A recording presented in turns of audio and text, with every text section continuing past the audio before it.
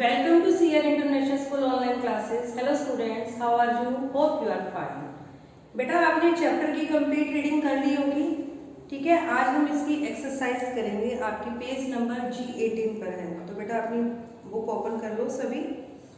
सबसे पहले दे रखे हैं आपके मल्टीपल चॉइस क्वेश्चंस, ठीक है। मल्टीपल चॉइस क्वेश्चंस हैं आपके, मल्टीपल चॉइस क्वेश्चंस मीन्स इसमें आपको एक क्वेश्चन के 4 ऑप्शन दिए होंगे और आपने राइट ऑप्शन पर टिक लगाना है। फर्स्ट दे रखा है आपका the upper most layer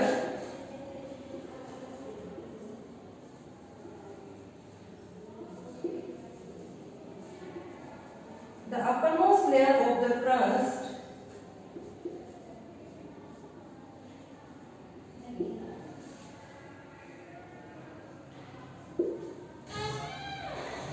over the mountains, over the continents,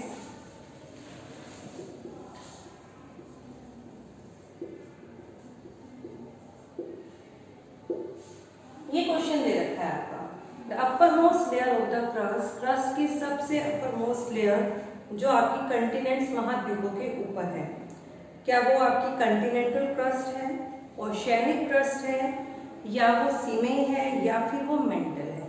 बेटा देखो मेंटल तो हो ही नहीं सकती क्योंकि वो अपर मोस्ट लेयर है, और जो आपकी सीमे है वो भी आपकी क्या है, ओशियनिक क्रस्ट है, और वो भी ओशियनिक क्रस्ट है तो काफी डीप पार्ट है वो, तो ये भी नहीं हो सकता आपका, और ओशियनिक क्रस्ट भी नहीं हो सकता। तो आपका इसका आंसर क्या होगा बेटा?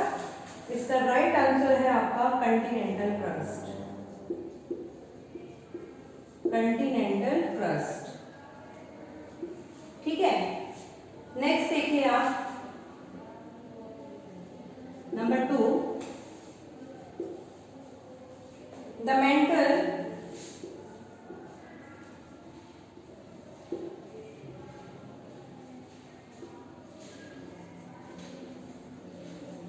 below the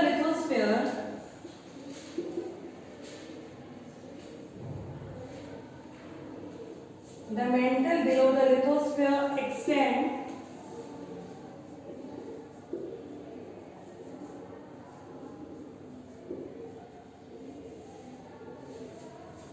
to a depth of, mental की डेप्थ बतानी है कि जो लिथोस्फीयर के नीचे जो मेंटल है उसकी डेप्थ कितनी है। तो याद है आपको, आपने किया था कि हमने 3 लेयर्स के बारे में पढ़ा था कि आपकी जो क्रस्ट है, सेकंड आपकी मेंटल है। तो बेटा जो आपकी मेंटल की जो आपकी डेप्थ है वो तो है आपकी 2900 किलोमीटर। कितनी है बेटा? 2900 किलोमीटर। तो ये इसका राइट आंसर है। नेक्स्ट है आपका the layer of the earth which is also referred to a nife. The layer of the earth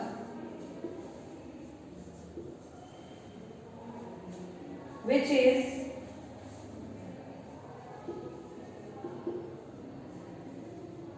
also called or you also referred to as नीफे। ऐसी कौन सी लेयर है जिसमें आपके पास निकल और आयरन पाया जाता है? तो बेटा वो आपकी थर्ड लेयर थी। थर्ड लेयर कौन सी थी? फर्स्ट थी आपकी क्रस्ट, सेकंड थी आपकी मेंटल, और थर्ड लेयर थी आपकी कोर। तो इसका राइट आंसर क्या हो जाएगा? कोर, ठीक है। नेक्स्ट देखिए point number 4, molten material in the interior of the earth. Molten material, molten means क्या होता है? मोल्टन का मतलब होता है पिघला हुआ, और मटेरियल मीन्स पदार्थ। पिघला हुआ जो पदार्थ है मीन्स जो मोल्टन मटेरियल है in the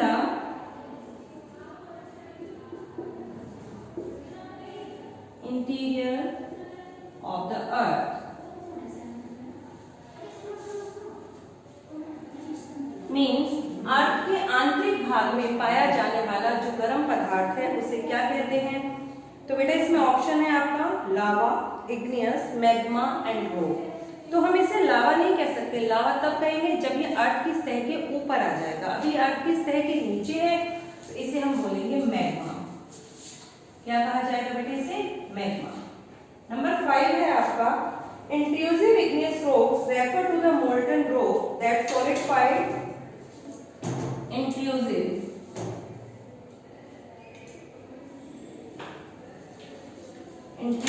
igneous rocks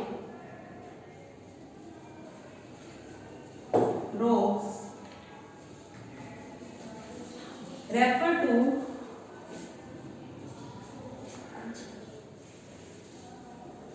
molten rocks that solidified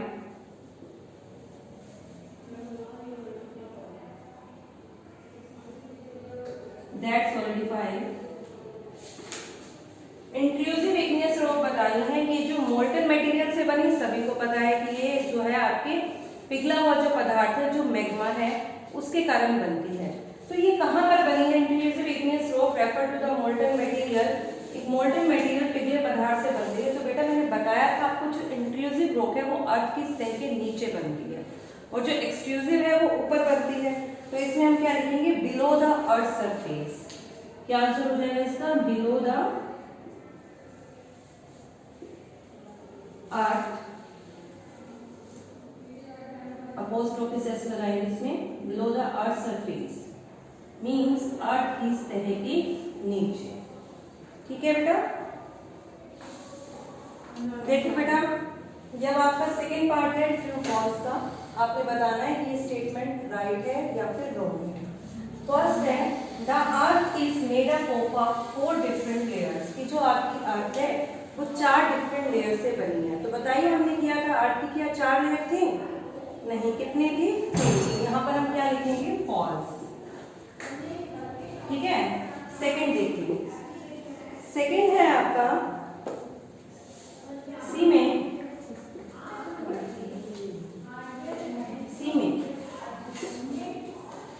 cement refers to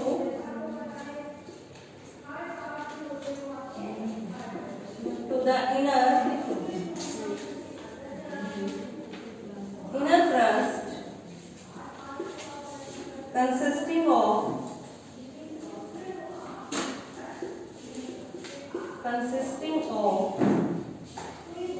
organic crust। ये जो आपकी सीमेंट है, सिलिकॉन और मैग्नीशियम आपकी कौन सी लेयर के अंदर था? ऑर्गेनिक क्रस्ट में था, क्योंकि जो हमने इसकी एल किया था वो आपकी कंटिनेंटल क्रस्ट में था। तो बेटा ये स्टेटमेंट आपकी राइट है, इसमें लिख लीजिए आप ट्रू। ठीक है? नेक्स्ट देखिए थर्ड है आपका as we go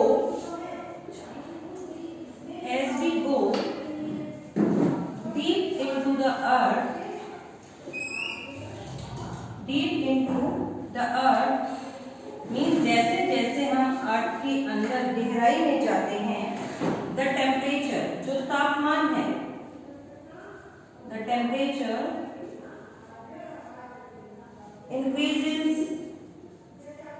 increases means बढ़ता है, विद द डेप्थ, उसकी गहराई के साथ साथ। मैंने आपको पहले भी बताया था कि जैसे जैसे हम अर्थ के अंदर जाते हैं टेम्परेचर बढ़ता है और जो इनर पार्ट है, अर्थ का जो सेंटर पार्ट है, वहां तक जाते जाते टेम्परेचर है जो 5000 डिग्री सेल्सियस तक हो जाता है। तो बेटा ये स्टेटमेंट आपकी राइट है, ये लिखेंगे यहाँ पर। नंबर 4,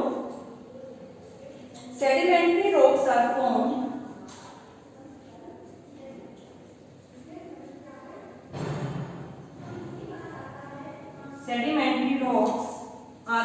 by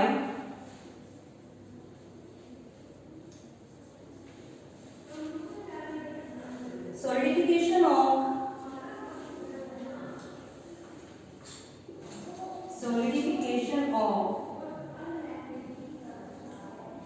molten material,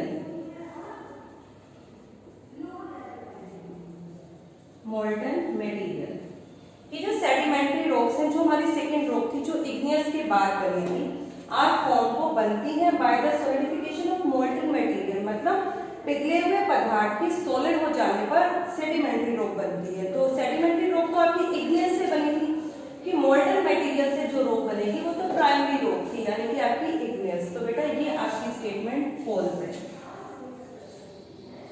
ठीक है। नेक्स्ट देखिए आपका है मैच द कॉलम।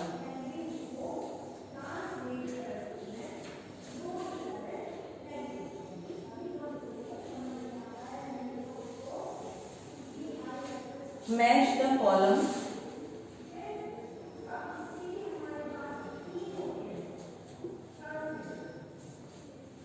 इसमें दे रखा है आपका फर्स्ट कॉलम है इधर, और इधर आपका सेकेंड कॉलम। फर्स्ट कॉलम है surface layer of the earth, surface layer of the earth. Earth की जो सबसे सरफेस लेयर है, मीन जो सतह वाली सबसे ऊपर की जो लेयर है, उसे हम क्या कहते हैं? तो बेटा मैं यहाँ पर इसका राइट आंसर लिख रही हूँ।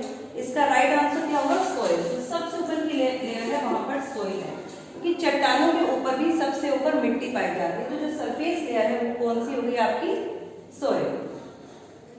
नंबर 2 है आपका ग्रेनाइट। अभी ग्रेनाइट है, ये ग्रेनाइट क्या है? ये एक रॉक का एग्जांपल है, और ये कौन सी रॉक है? ग्रेनाइट। ग्रेनाइट है आपकी igneous rock.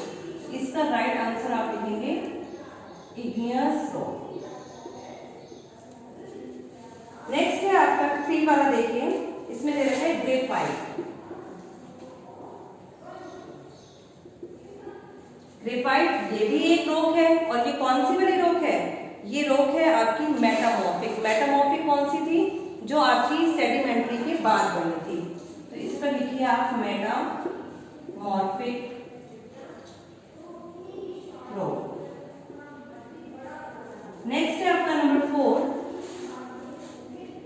Rocks consisting of fossils. ऐसी कौन सी चट्टानें हैं जिसमें फॉसिल्स पाए जाते हैं? फॉसिल्स क्या है? फॉसिल्स यानी कि जीवाश्म, जो गले हुए मृत पौधे हैं या एनिमल्स हैं, उनके जो जीवाश्म है, जो उनके अंश है, वो मिल जाते हैं उसके अंदर, उसको हम फॉसिल्स कहते हैं। मिट्टी की परतों के अंदर दब जाते हैं तो वो फॉसिल्स बन जाते हैं। ऐसी कौन सी रॉक है जिसके अंदर फॉसिल्स पाए जाते हैं? रॉक्स कंसिस्टिंग मीन्स शामिल। ऐसी कौन सी रॉक है जिसमें शामिल होती हैं आपके फॉसिल्स? कंसिस्टिंग ऑफ फॉसिल्स, ठीक है। कौन सी रॉक है वो आपकी? फर्स्ट तो थी आपकी इग्नियस रॉक। अब इग्नियस रॉक टूट गई छोटे छोटे पार्टिकल्स में, तो आपकी सेडिमेंट्री रॉक बनी। फिर वो छोटे छोटे पार्टिकल एक जगह पर जाकर डिपॉजिट हुए। अब डिपॉजिट जब वो एक जगह पर जाकर डिपॉजिट हुए और दबकर वो एक कठोर रूप धारण करते गए, तो उनके बीच में पौधों और जानवरों के अवशेष भी मिलते चले गए। तो जो आपकी सेकेंड लेयर है, जो इग्नियस के बाद बनी, उसमें आपके फॉसिल्स होते हैं। तो यहाँ लिखिए आप sedimentary rock.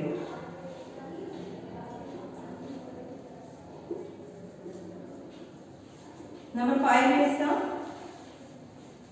Natural substances consisting of 1 और मोर मिनरल। ऐसे कौन सा प्राकृतिक सब्सटेंसेस हैं, प्राकृतिक पदार्थ है, कंसिस्टिंग 1 और मोर मिनरल्स, जिसमें एक से ज्यादा मिनरल पाए जाते हैं?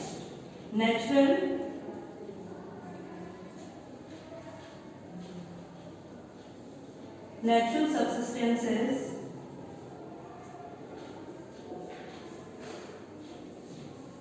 consisting of 1 or more minerals।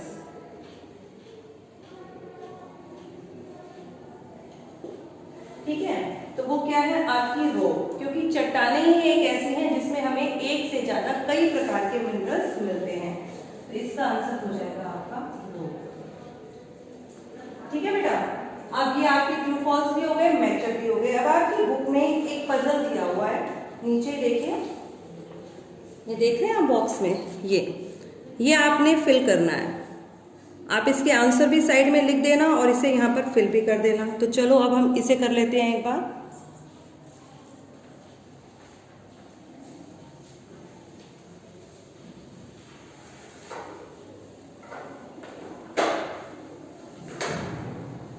Pencil ले लो सभी और बुक का जितना भी काम है ना उसे पेंसिल से फिल किया करो, पेन से कोई भी बच्चा नहीं करता।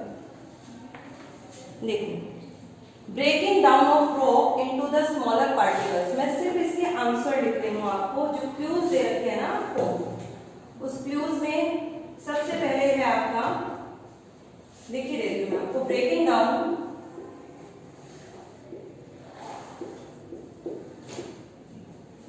of rocks into small particles, into smaller particles।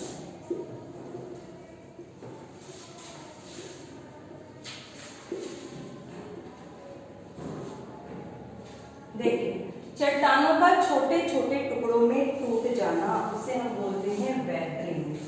क्या बोलते हैं उसे? वेदरिंग। नेक्स्ट है आपका डेड रिमेन्स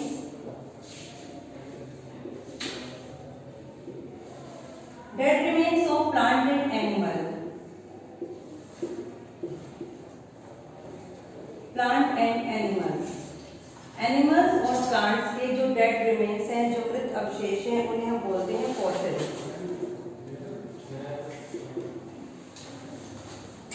ठीक है बेटा। नेक्स्ट है number 3, rocks which are formed, rocks which are formed when, rocks जो कि बनती हैं जब subjected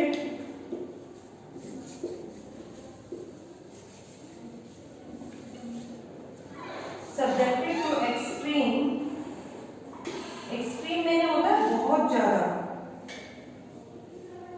extreme heat and pressure, जो बहुत ज्यादा हीट और प्रेशर हो जाता है तो किस प्रकार की चट्टानें बनती हैं वो हमने बताना है यहाँ पर। तो बेटा वो जो चट्टानें बनती हैं वो आपकी थर्ड टाइप की है, वो है आपकी metamorphic.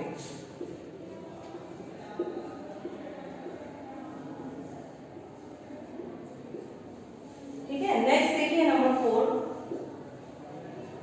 the layer of the earth rich in silicon and magnesium, the layer of earth,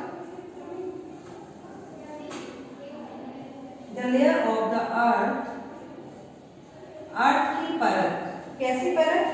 rich in silicon and magnesium, rich मैंने जो परिपूर्ण हो, जिसमें बहुत ज्यादा मात्रा में पाया जाए। क्या पाया जाए इसमें?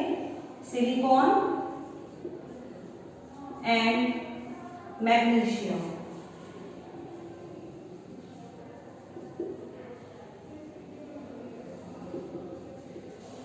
ठीक है। अब सिलिकॉन और मैग्नीशियम देखिए, फर्स्ट 2 लेटर से हम बन जाएगा। कौन सी लेयर है वो?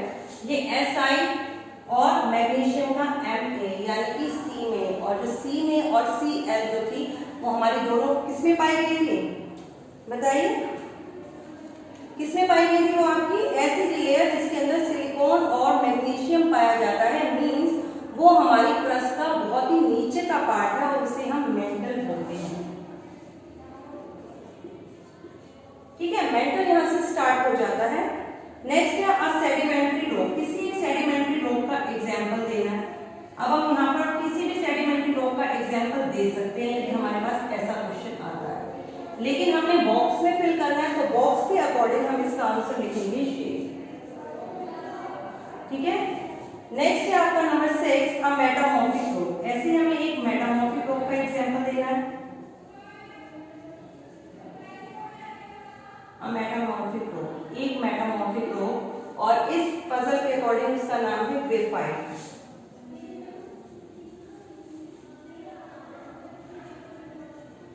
ग्रेफाइट। नेक्स्ट है आपका लास्ट है number 7, rocks formed by the solidification of molten material. Rocks formed by the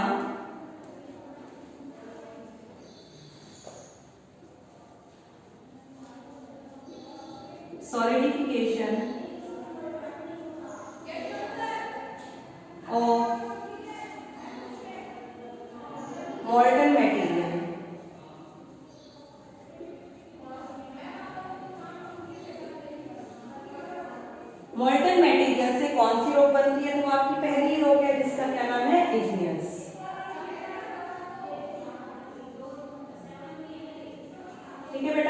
ये आपकी एक्सरसाइज कंप्लीट हो गई है। पेज नंबर G18 और G19 पर है, आप इसे कंप्लीट कर लीजिए। ठीक है, इसके क्वेश्चंस हम कल करेंगे। ओके।